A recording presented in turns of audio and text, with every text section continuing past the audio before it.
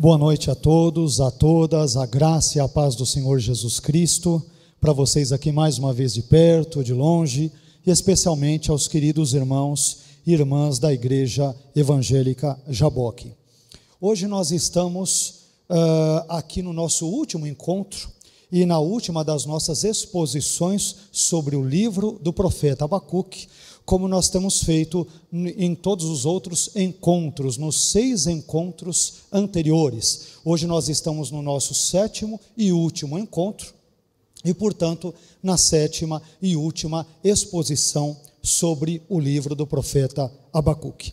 Mais uma vez, quero dar as boas-vindas a você, à sua família, aos seus amigos, a todos os queridos irmãos e irmãs que bondosamente, gentilmente nos acompanham nesta série de exposições e sermões acerca desse importante livro bíblico que é o livro do profeta Abacuque.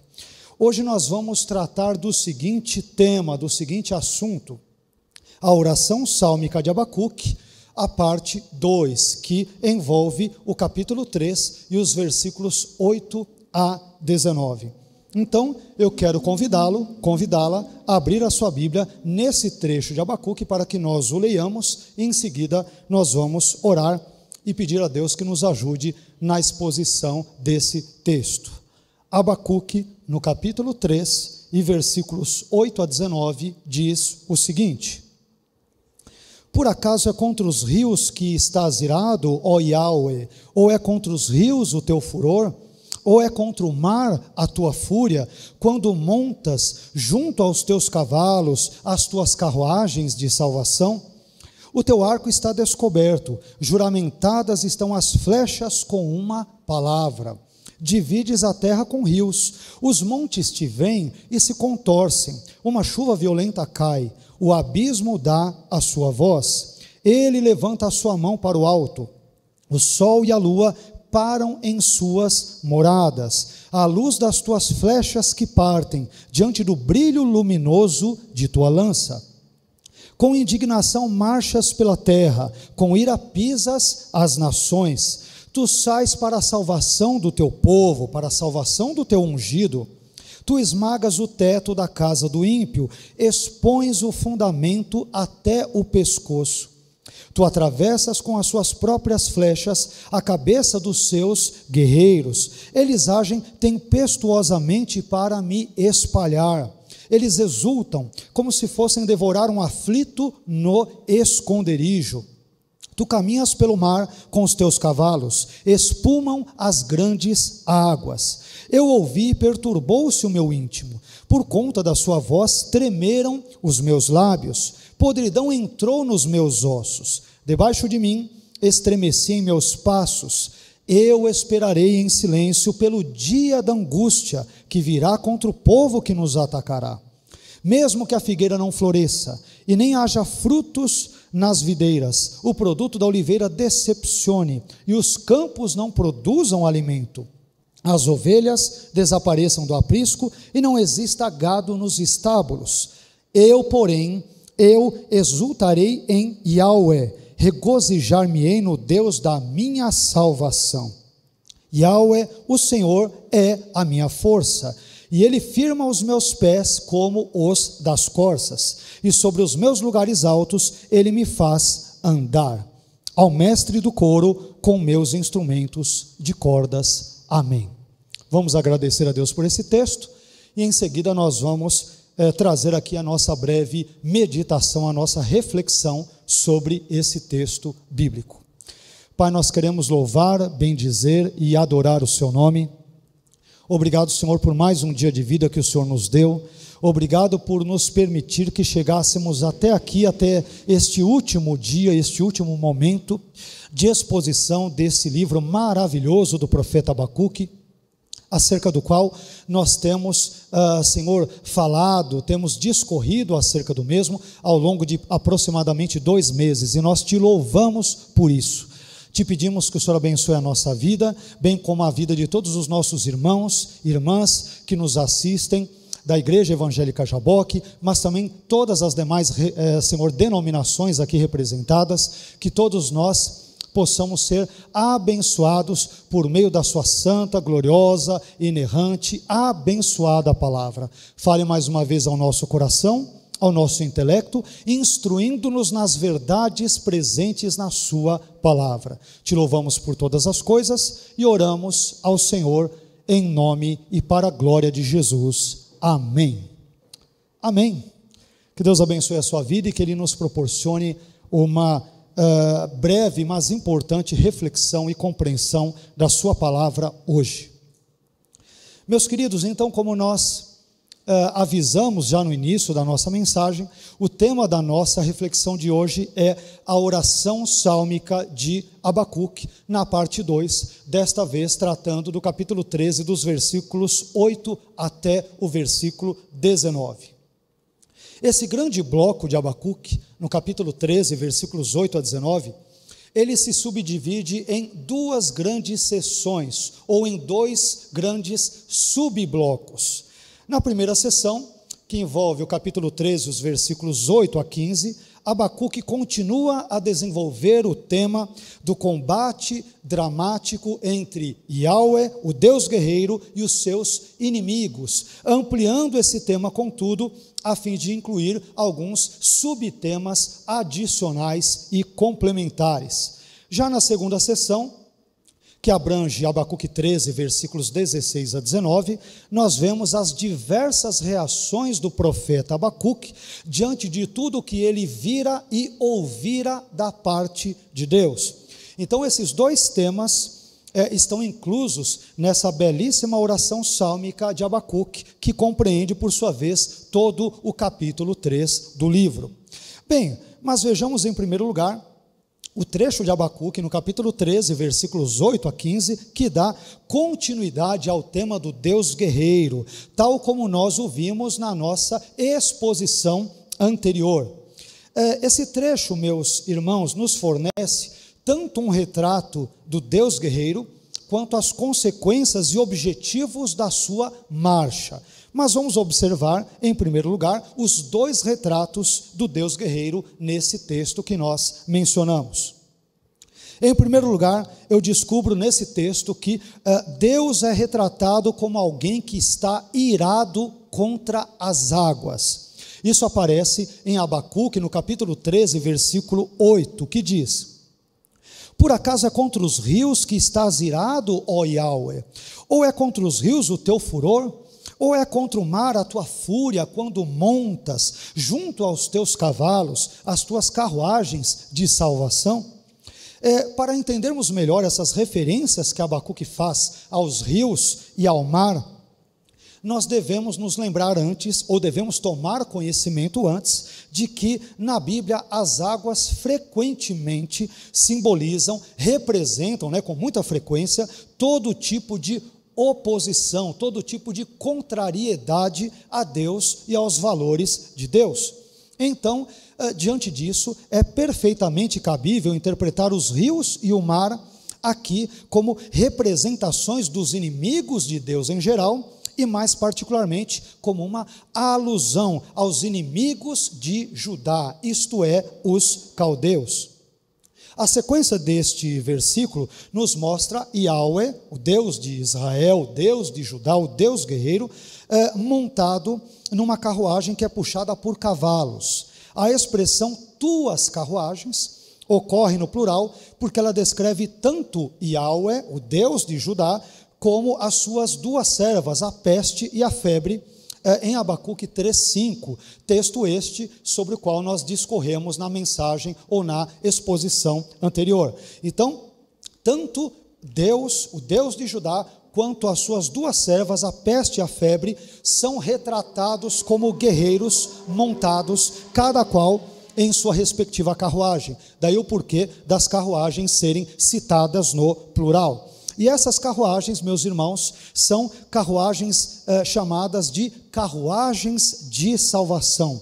Porque um dos propósitos da marcha do Senhor, do Deus guerreiro, é a libertação do seu povo, Judá, e também do seu ungido, como nós descobriremos um pouco mais adiante em Abacuque, no capítulo 3 e versículo 13. Então, esse tema que envolve a pergunta, o questionamento retórico de Abacuque: Senhor, é contra os rios que o Senhor está irado? É contra eles que o seu furor vem? É contra o mar? Isso é muito importante nós entendermos, porque as águas em geral, elas possuem na Bíblia, digamos que uma simbologia ponerológica, ou seja, elas representam muitas vezes o mal. Isso é um ponto interessante. Então, quando nós vemos nas Escrituras, por exemplo, Deus abrindo o Mar Vermelho, Deus abrindo o Rio Jordão, Deus enviando as águas do dilúvio, um dos salmos diz que Deus se assenta como rei sobre o dilúvio, água saindo da rocha. No Novo Testamento vemos Jesus andando sobre as águas, e por fim, em Apocalipse, João dirá: eu vi um novo céu e uma nova terra, e o mar já não existe. Isto é, dentro de um olhar simbólico e representativo bíblico, o mar, as águas, que muitas vezes representam o caos, o poder inimigo, os adversários de Deus e do povo de Deus, em Apocalipse o mar já não existe. Você tem uma vitória total, cabal, plena e absoluta de Deus sobre todos os males existentes no mundo. E esse mal, muitas vezes representado por meio das águas, está presente também nesse texto de Abacuque que nós acabamos de mencionar. Mas em segundo lugar, Deus ele também é retratado como um arqueiro. Isso aparece em Abacuque 3:9, que afirma: o teu arco está descoberto, juramentadas estão as flechas com uma palavra, divides a terra com rios. Abacuque 3:9. Esse versículo, meus irmãos, que nós agora mencionamos de Abacuque, ele é um dos versículos mais difíceis de ser traduzido de toda a Bíblia. Só para termos uma ideia, segundo Franz Delitzsch, que foi na verdade um conhecido teólogo e hebraísta alemão, esse versículo, esse trecho de Abacuque 3:9, ele já recebera na sua época, no século XIX, cerca de 100 traduções diferentes. E essa problemática toda envolve a expressão hebraica que nós traduzimos aqui como: juramentadas estão as flechas com uma palavra. Ao que me parece, no presente caso, as flechas são personificadas e retratadas como tendo recebido uma tarefa da parte de Yahweh, o Deus de Judá, a qual, sob juramento, as flechas prometeram cumprir. Na poesia bíblica, o emprego de flechas, por exemplo, por Deus com propósitos punitivos, é muito comum.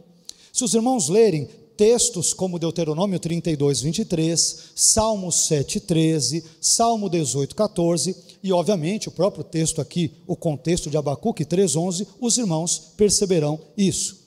Então, Deus é descrito aqui como o divino arqueiro que desfere as flechas do seu juízo contra os seus inimigos, os inimigos do seu povo, os quais, no presente texto, e no contexto todo de Abacuque, como nós temos aprendido ao longo de toda esta série de exposições, os inimigos são os caldeus.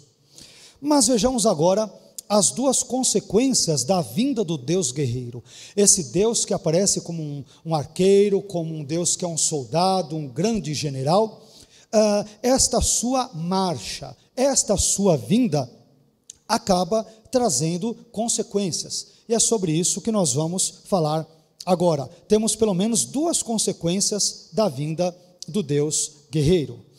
Em primeiro lugar, nós aprendemos que, diante da marcha do Deus guerreiro, os elementos do céu e da terra convulsionam, passam mal, se contorcem, ficam todos apavorados. Isto nós lemos em Abacuque, no capítulo 13, versículos 10 e 11. Os montes te veem e se contorcem, uma chuva violenta cai, o abismo dá a sua voz, ele levanta a sua mão para o alto, o sol e a lua param em suas moradas, à luz das tuas flechas que partem, diante do brilho luminoso da tua lança. Abacuque 3, versículos 10 e 11. As consequências da vinda de Yahweh, do Deus de Judá, sobre os montes, já foram descritas antes em Abacuque 3:6, como nós vimos na nossa exposição anterior, na nossa última exposição. Agora, esse mesmo tema é retomado com outros contornos. À medida que Yahweh progride na sua marcha, os montes, os céus, o abismo, que é uma referência à massa de águas em geral, oceano, rios, mares e assim por diante, o sol e a lua, isto é, todo o universo acaba reagindo diante da marcha, da progressão do Deus guerreiro, o Deus de Judá, por que não dizer o Deus de Israel e o Deus da igreja? Os elementos da natureza se convulsionam diante da presença esplendorosa do Deus guerreiro, quando este se movimenta em direção aos seus inimigos, e sobretudo nesse contexto, entenda-se, os caldeus. Então toda a terra é retratada nesta teofania, na continuidade da teofania que nós vimos inicialmente na mensagem anterior. Todo o universo é retratado como sofrendo dores, tendo espasmos, morrendo de medo, diante da presença maravilhosa do Deus de Judá, que marcha para fazer justiça e trazer juízo contra os inimigos do seu povo, especialmente os caldeus. E depois disso nós aprendemos um segundo objetivo, um segundo propósito da marcha de Deus. Diante da marcha do Deus guerreiro, nós também aprendemos que os bons são separados dos maus. Isso aparece em Abacuque, capítulo 13, versículo 12, que afirma o seguinte: com indignação marchas pela terra, com ira pisas as nações. O verbo hebraico traduzido aqui como pisar, ele é utilizado às vezes para se referir à debulha dos grãos feita por bois ou por jumentos, os quais pisoteiam neles com os seus cascos. Nós podemos encontrar muito belamente, de forma muito belamente escrita, esse tipo de ensino, ou esses tipos de ensinos, em Deuteronômio, no capítulo 25, versículo 4, em Isaías 28 também, Isaías capítulo 28, versículo 28, e também em 1 Coríntios capítulo 9, versículo 9. Sendo assim, a comparação que Abacuque parece querer ressaltar aqui é a seguinte: assim como os animais, ao pisarem sobre os grãos, os separavam de sua palha, da mesma forma, o Senhor pisoteará as nações, a fim de separar aqueles que se opõem a Ele, daqueles que vivem de acordo com a sua soberana, gloriosa e maravilhosa vontade. Este parece ser o ensino que nós encontramos aqui. Mas notemos agora os 3 objetivos adicionais que nós encontramos aqui, da marcha do Senhor, o Deus guerreiro. Por que Deus está marchando? Porque Ele está progredindo no seu avanço, na sua caminhada, na sua marcha contra os inimigos de Judá, sobretudo aqui os caldeus. Nós vamos descobrir 3 objetivos principais nesse contexto. Em primeiro lugar, o Deus guerreiro marcha a fim de salvar o seu povo. Abacuque capítulo 3, versículo 13, parte A. Tu sais para a salvação do teu povo, para a salvação do teu ungido. Aqui, meus irmãos, o substantivo salvação, ele não deve ser entendido em termos espirituais, mas sim em termos materiais, em termos físicos, em termos terrenos. Permitam-me explicar melhor esse ponto. No Novo Testamento, a ideia de salvação significa basicamente, perdão dos pecados, livramento do poder do pecado e também a derrota de Satanás. Bem, embora o Antigo Testamento comece a apontar nessa direção, na direção desses temas, a maioria das referências à salvação no Antigo Testamento parecem aludir ao fato de Yahweh, o Deus de Israel, o Deus de Judá, conceder livramento de inimigos materiais e de catástrofes também materiais. Então, na maioria das ocorrências do termo salvação no Antigo Testamento, os autores bíblicos têm em mente livramentos físicos, livramentos materiais, um livramento de uma peste, de um inimigo terreno ou de algum outro tipo de mal terreno ou físico, e não tem necessariamente com relação à ideia da salvação eterna, como esta aparecerá mais claramente delineada em todas as páginas do Novo Testamento. Além disso, chama também a nossa atenção nesse versículo a referência que Abacuque faz ao teu ungido, a expressão teu ungido que aparece aqui. Afinal, quem é esse ungido a quem Abacuque se refere? O ungido, ou Mashiach em hebraico, mencionado nesse texto, ele tem sido identificado como sendo uma série de indivíduos ou contextos. Em primeiro lugar, muitos têm entendido que ungido se refere ao povo ungido de Deus em geral e a um rei libertador esperado em particular. Esta seria a primeira percepção. Outros entendem que o nome ungido se refere ao povo de Deus na antiga aliança, isto é, Israel. Um terceiro grupo de indivíduos teorizam que o ungido aqui nesse texto se refere a Ciro, o Medo-Persa, como citado em Isaías no capítulo 45, versículo 1. Outro grupo de estudiosos, um quarto grupo, diz que ungido é uma referência a Moisés originalmente, e na época de Abacuque já se refere ao rei davídico. Uma quinta interpretação diz que esse ungido é o rei davídico, incluindo o Messias vindouro. Uma sexta interpretação, percebam que são várias, diz que esse ungido pode ser uma referência ou a Saul, ou a Davi, ou ao rei Ezequias. E por fim, a sétima e última interpretação diz que esse ungido é o Messias, Jesus Cristo de Nazaré, a partir da nossa perspectiva contemporânea. Mas particularmente, meus irmãos, eu entendo que uma das duas primeiras alternativas seja a mais correta. Ou a expressão teu ungido se refere ao povo de Deus na antiga aliança em geral e ao rei em particular, por exemplo, um rei davídico esperado, ou essa expressão refere-se apenas ao povo de Deus na antiga aliança. Talvez essa última interpretação seja a mais preferível, a mais adequada. Mas, seja como for, Deus é descrito aqui como um guerreiro que marcha para livrar Judá das mãos dos seus inimigos, os caldeus. Ele é descrito aqui como um Deus que dá livramentos para o seu povo. Em segundo lugar, eu também descubro que o Deus guerreiro marcha a fim de punir os ímpios caldeus, o que tem a ver com aquilo que nós acabamos de mencionar exatamente agora. Mas nós descobrimos esse segundo ponto na continuidade do versículo 13, Abacuque 3, 13, parte B, que diz: Tu esmagas o teto da casa do ímpio, expões o fundamento até o pescoço. Aqui, a palavra que traduzimos como teto, ela também pode ser traduzida como líder ou cabeça, dentro do contexto, a palavra hebraica rosh, né? Mas o fato de Deus ser descrito como aquele que esmagará o teto do ímpio, significa que ele irá mexer com as suas estruturas, as estruturas do império caldeu, que é o que o contexto abacuqueano tem em mente.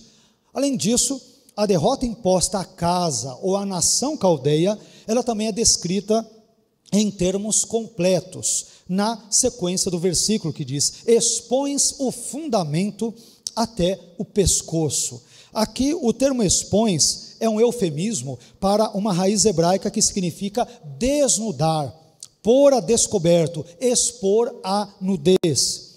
Essa terminologia indica, no presente versículo, o juízo divino sobre os malfeitores caldeus, mais uma vez, visto que Deus os submeterá à vergonha. A ideia de nudez no Antigo Testamento é justamente uma ideia que aponta para a vergonha, né, dos inimigos de alguém e, por exemplo, os inimigos também de Deus e do povo de Deus. E é isto que Deus fará contra os caldeus ao derrotá-los, ao impor sobre eles uma importante derrota. Ao fazer isso, eles terão a sua vergonha, em termos simbólicos, exposta nesse sentido.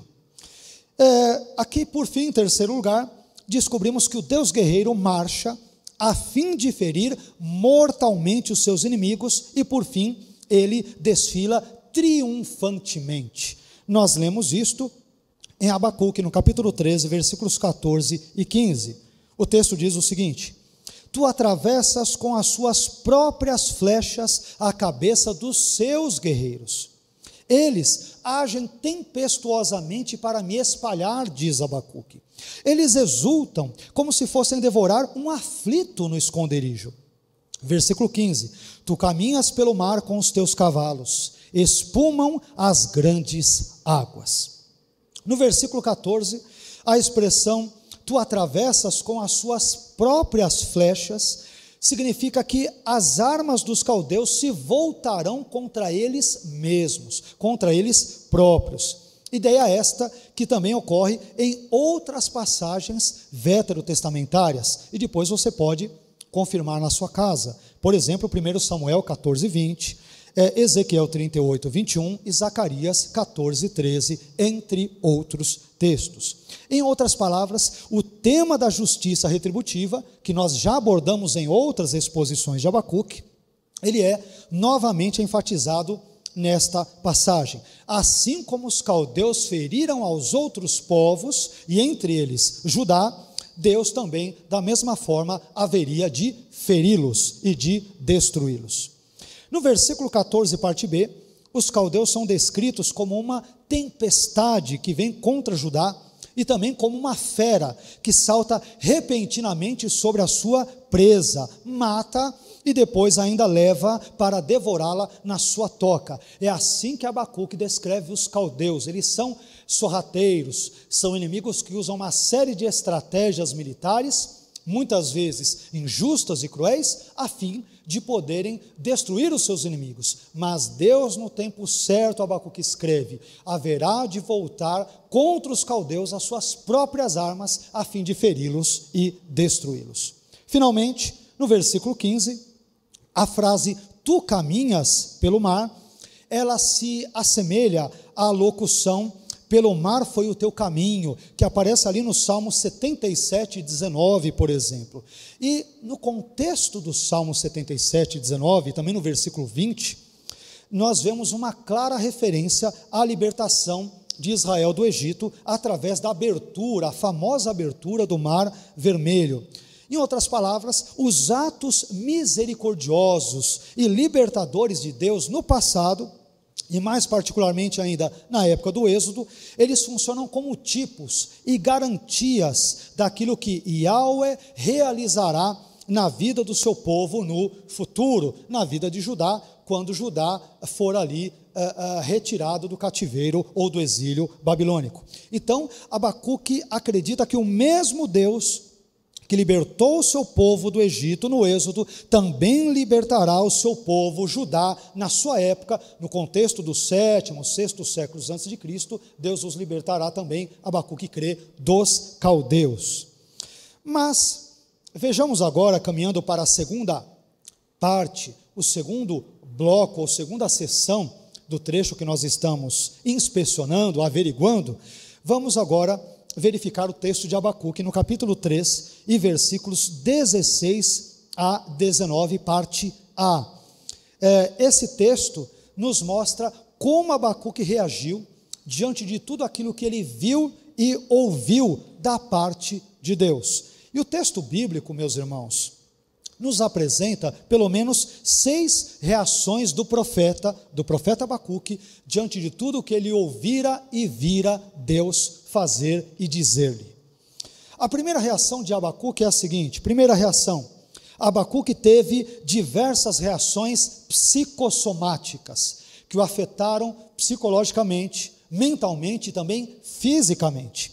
Nós lemos isso no contexto do livro aqui, em Abacuque 3, 16, parte A, que, mais uma vez, assevera o seguinte: eu ouvi e perturbou-se o meu íntimo, por conta da sua voz, tremeram os meus lábios, podridão entrou nos meus ossos, debaixo de mim estremeci em meus passos. Abacuque 3,16, parte A. Ao ouvir o relato das obras do Senhor, que envolviam tanto a punição de Judá, quanto a posterior punição dos caldeus, Abacuque, ele perturba-se em seu íntimo.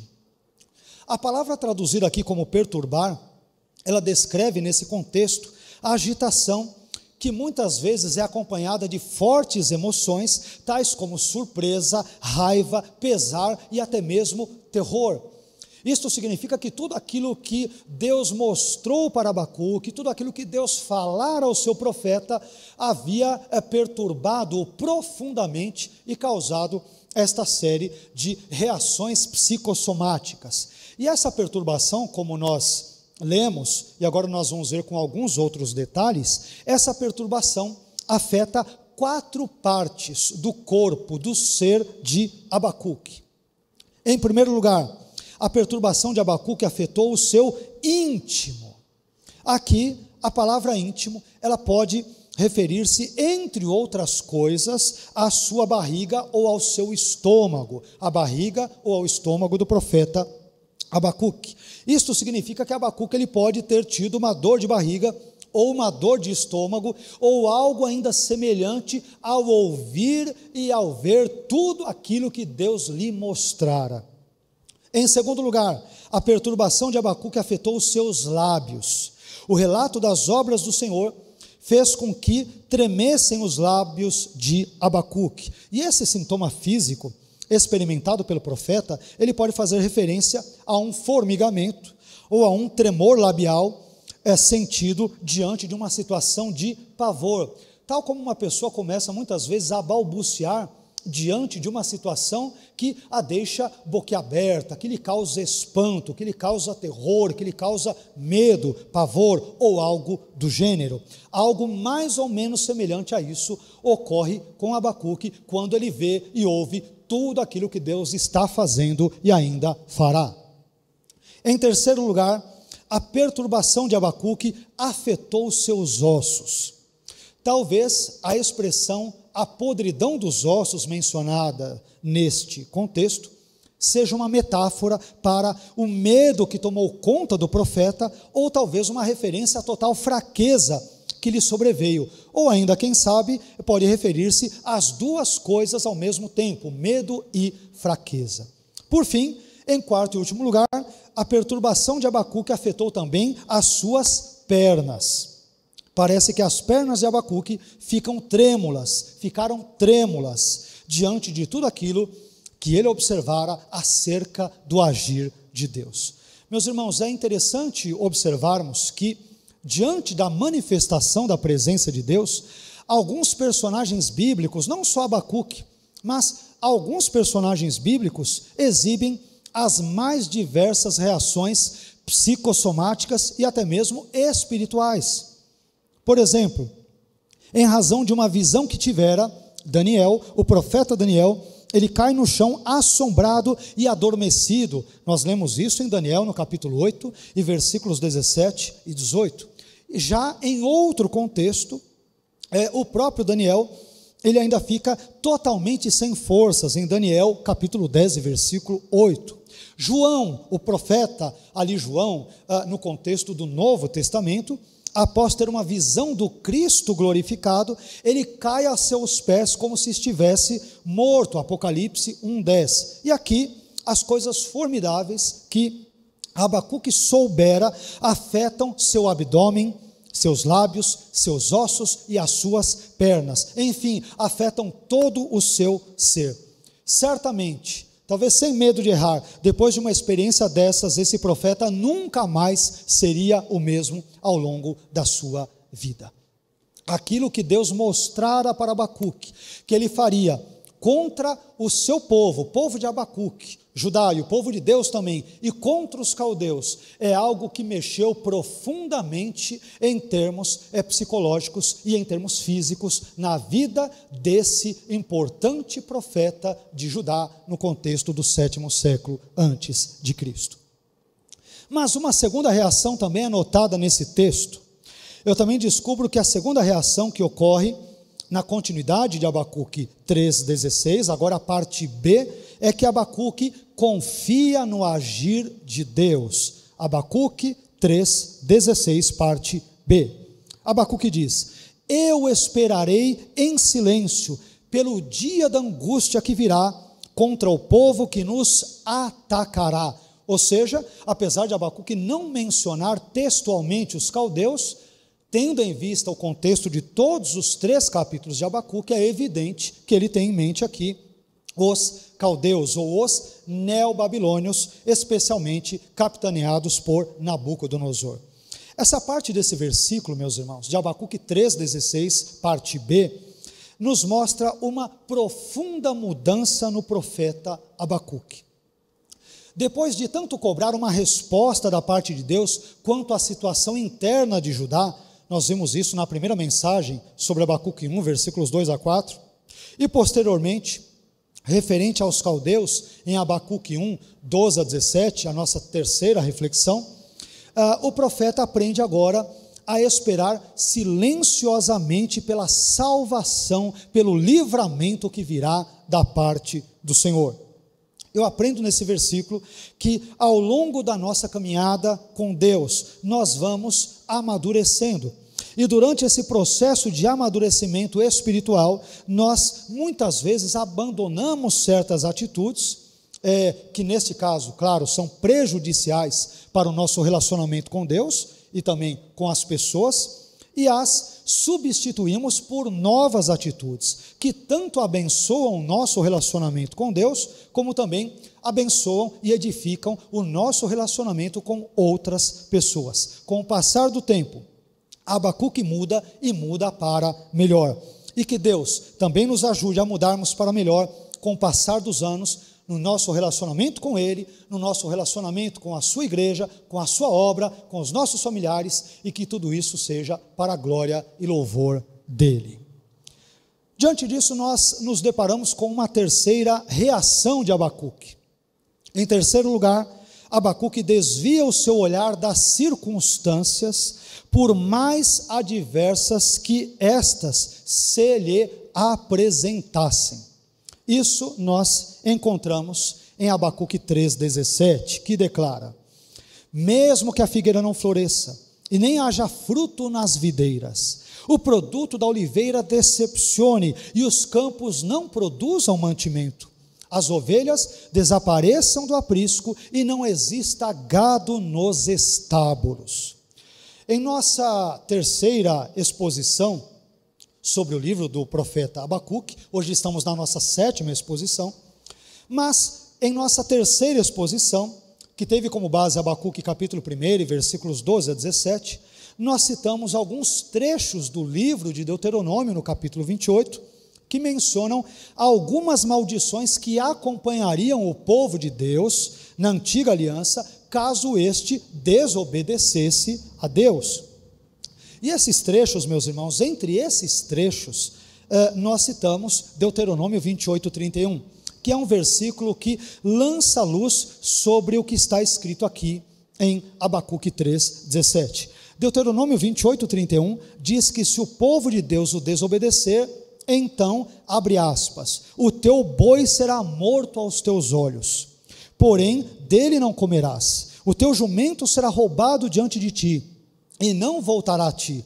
Preste atenção agora na próxima frase e busque vinculá-la ao texto de Abacuque 3,17. Olha o que diz a continuidade: as tuas ovelhas serão dadas aos teus inimigos, e não haverá quem te salve. Fecha aspas para Deuteronômio 28, 31. Então, meus irmãos, quando nós lemos esse texto de Deuteronômio 28, 31, ele nos ajuda a compreender melhor a presente passagem de Abacuque 3,17. Mesmo que a figueira não floresça, e nem haja fruto nas videiras, o produto da oliveira decepcione, e os campos não produzam alimento, as ovelhas desapareçam do aprisco, e não exista gado nos estábulos. Há uma relação direta entre esse texto de Abacuque 3,17 e o seu correlato de Deuteronômio 28, 31. Mas, como nós perguntamos na terceira das nossas exposições, e nós voltamos a fazê-lo agora, por que será que as ovelhas e o gado desaparecerão? No discurso, na fala, na escrita de Abacuque, no capítulo 3 e versículo 17. Bem, as ovelhas, o gado, os animais, tudo isso desaparecerá, porque os judeus pecaram contra o Senhor, eles pecaram contra a lei do Senhor, desobedecendo os preceitos divinos de Deuteronômio 28, e portanto, como consequência desse pecado de desobediência, Deus os entregou nas mãos dos seus inimigos, os caldeus, que entre outras coisas, tomarão os animais dos judeus como parte dos despojos de guerra, conforme Deuteronômio 28, 31, disse que aconteceria há séculos e séculos e séculos atrás. Cabe observar também aqui, meus irmãos, dentro da nossa leitura nesse texto, que a videira e a figueira, citadas por Abacuque, eram importantes símbolos de tranquilidade e prosperidade em Israel, enquanto que a oliveira, além de representar isso também, ela simbolizava a fertilidade, a beleza, a bênção divina, a paz e a generosidade, entre outras coisas.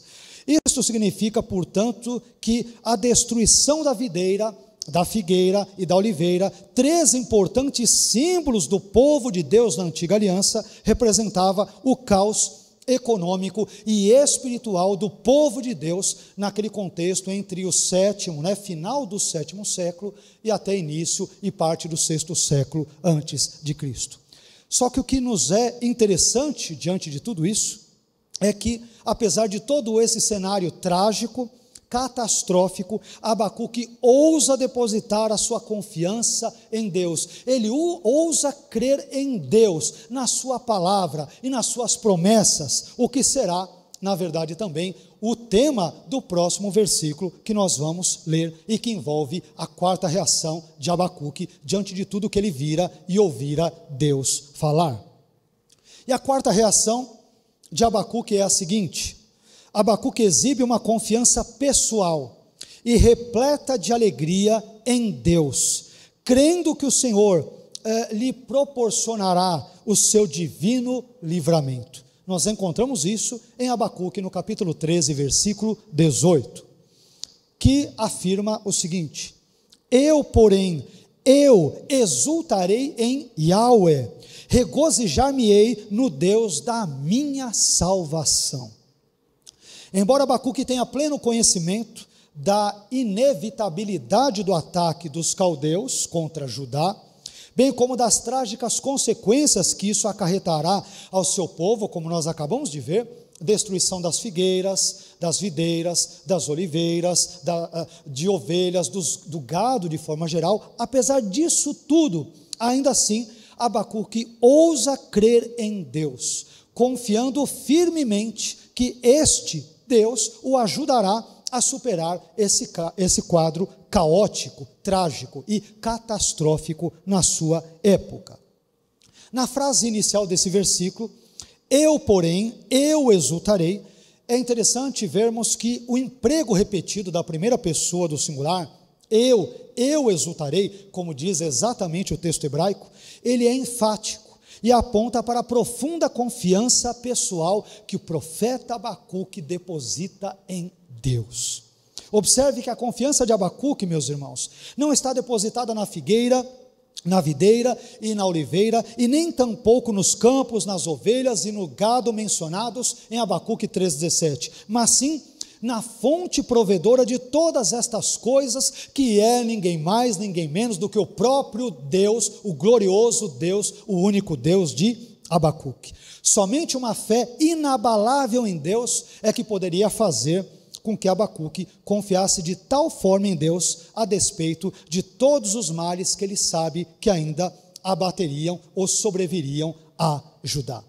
Apesar de tudo isso, apesar de todas as perdas que Abacuque conscientemente sabe que ocorrerão a ele próprio e a todo o povo, uma das coisas mais tocantes, mais emocionantes nesse texto, meus irmãos, é que Abacuque tem uma fé inabalável, inamovível em Deus. Ele confia em Deus, e esta fé é uma fé robusta e que transparece ao longo dos 3 capítulos desse maravilhoso livro bíblico.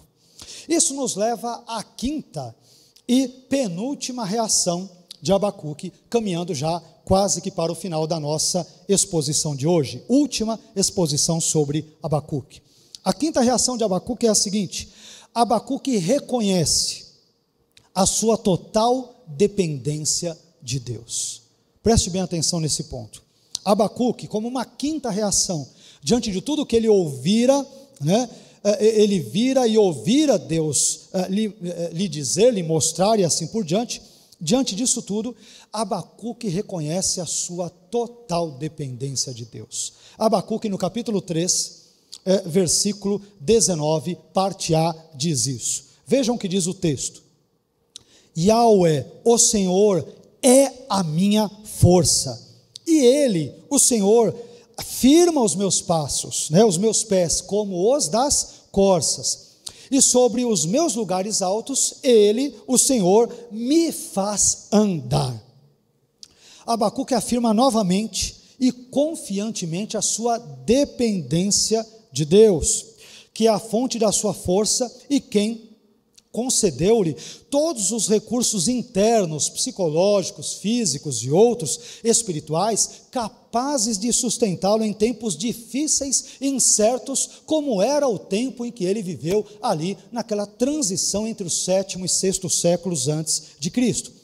Em outras palavras, o vigor de Abacuque encontrara-se em Deus, a despeito das circunstâncias adversas que estavam vindo e que também estavam por vir. Nesse versículo, meus irmãos, de Abacuque 3, 19, parte A, Abacuque se compara a uma corça, que além de ser um animal veloz, é um animal que também sabe se movimentar bem em terrenos acidentados, terrenos irregulares. A expressão de Abacuque, e sobre os meus lugares altos, ela transmite uma importante noção de segurança. No alto das montanhas e dos rochedos, a corça corre e pula segura, ciente de que ninguém está por perto para incomodá-la. Da mesma forma, o profeta, por encontrar em Deus o seu alto refúgio, não se preocupa com as incertezas do dia de amanhã. Abacuque confia em Deus, apesar de todos os males que os caldeus imporão sobre Judá. A confiança dele não está na figueira, mais uma vez é importante dizer, na oliveira, na videira, nos gados, nos animais, nas riquezas terrenas. A riqueza maior de Abacuque é o próprio Deus de Abacuque, em quem ele crê, apesar de todas as coisas aparentemente darem errado ao seu redor. Isso irá nos levar, meus irmãos, à sexta e última reação do profeta Abacuque nesse texto, encaminhando mais para o final. E a sexta reação, que é belíssima, como todas as demais, é a seguinte: Abacuque transforma os seus dilemas existenciais em um belo louvor dirigido a Deus. Em último lugar, a sexta reação do profeta, Abacuque transforma os seus dilemas existenciais em um belo louvor dirigido a Deus. Abacuque, no capítulo 3 e versículo 19, parte B, a última linha do livro de Abacuque, diz: ao mestre do coro com seus instrumentos de cordas. Esse trecho final, meus irmãos, da oração sálmica de Abacuque, que compreende o capítulo 3, versículos 17 até o 19, o finalzinho, revela-nos uma transformação drástica, profunda, grandiosa e ao mesmo tempo surpreendente no comportamento do profeta. Os diversos questionamentos, perguntas, interrogações iniciais que Abacuque fizera, por exemplo, no capítulo 1, versículos 2 a 4, ainda no capítulo 1, versículos 12 a 17, eles são agora substituídos por uma profunda demonstração de confiança e fé inabaláveis em Deus. As interrogações do profeta transformam-se em exclamações. A desesperança de Abacuque é vencida pela esperança e o olhar outrora voltado do profeta para os caldeus concentra-se por fim única e exclusivamente em Yahweh, o Deus Todo-Poderoso, o Deus de Judá. Abacuque, meus queridos, ele começou o seu livro com uma série de perguntas e questionamentos dirigidos a Deus, como nós expusemos, especialmente nas nossas duas primeiras mensagens. Mas Abacuque termina a sua obra com apontamentos musicais, dando a entender com isso que as suas dúvidas, questionamentos, medos, receios e temores haviam se transformado num profundo e belo hino de louvor a Deus pela sua grandeza e pelos seus atos soberanos, grandiosos e supremos. Bem, eu quero concluir esta última exposição sobre o livro de Abacuque, lembrando que hoje nós estudamos o grande bloco de Abacuque no capítulo 3 e versículos 8 a 19, bloco este que se subdivide, por sua vez, em duas grandes sessões. Na primeira sessão, em Abacuque, no capítulo 13, versículos 8 a 15, nós vimos o profeta Abacuque desenvolvendo o tema do combate dramático entre Yahweh, o Deus guerreiro, e os seus inimigos. E na segunda sessão, que abrange Abacuque 3, versículos 16 a 19, nós observamos as diversas reações do profeta Abacuque diante de tudo o que ele viu e ouviu da parte de Deus. Nós aprendemos que diante de tudo aquilo que Abacuque presenciara, e também da teofania esplendorosa dos primeiros versículos do capítulo 3, também desse livro, diante disso tudo, nós vemos que Abacuque, primeiro, ele teve diversas reações psicossomáticas, né? Os seus lábios tremeram, né? Parece-me que ele teve ou uma dor de barriga, ou uma dor de estômago, os seus ossos também ali, a sua estrutura física foi abalada, as suas pernas também estremeceram. Em segundo lugar, vimos que Abacuque confiou no agir de Deus. Meu irmão, em meio às turbulências da vida, ouse confiar em Deus, ou ouse acreditar na palavra de Deus, nas promessas de Deus, no agir soberano e poderoso de Deus. Em terceiro lugar, vimos que Abacuque desviou o seu olhar das circunstâncias, da videira, da figueira, da oliveira, dos animais destruídos, roubados, levados como parte de despojo por parte dos caldeus, por mais adversas que estas circunstâncias se lhe apresentassem. Ele desviou o seu olhar delas e olhou para Deus. Em quarto lugar, também vimos que Abacuque exibiu uma confiança pessoal e repleta de alegria em Deus. Ele disse: porém, eu exultarei em Yahweh, o Deus da minha salvação. Mesmo diante de um momento tão conturbado, ele ousou apresentar uma alegria grandiosa em Deus, nas promessas de Deus, em tudo aquilo que Deus lhe dissera e lhe mostrara. Também vimos uma outra coisa importante nesse texto. Em quinto lugar, vimos que Abacuque reconheceu a sua total dependência de Deus. Meus irmãos, nós vivemos dias hoje como nunca antes na história da humanidade, muito difíceis, especialmente devido à pandemia do coronavírus. Eu gostaria, em nome de Jesus, de te pedir que ousasse colocar os seus olhares, a sua confiança, a sua fé, ousasse depositá-los em Deus, na palavra de Deus.